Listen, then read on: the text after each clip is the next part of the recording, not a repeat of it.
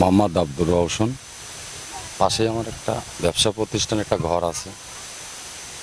হাকিমের সাথে যখন মিলনের চুক্তি হয়, হাকিম আমার কাছে ফোন দেয়, মানে ওর ভাই উকিলের কাছে কথা বলার জন্য আমার কাছে ফোনটা নিয়ে যে আমি কথা বলি। তবে আমি হাকিমের কাছে জিজ্ঞাসা করি, তুই কেমন টাকা বেতন পাস? তো বললে যে মামা আমি 30-35 হাজার টাকা আমার স্যালারিটা আসে।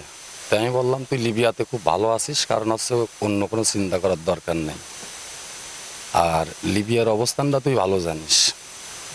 তখন হাকিম এক পর্যায়ে থেমে যায়, আর ইতালি যাওয়ার চিন্তা করে না।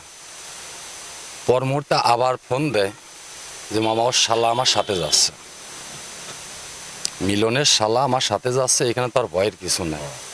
তা আমি বললাম যে তাহলে তুই মিলনের আমার সাথে ফোনে কথা বলা। তখন আমি মিলনরে বললাম যে দেখো, কারণ আছে হাকিমের বাপ কিন্তু পরের বাড়িতে কাজ করে।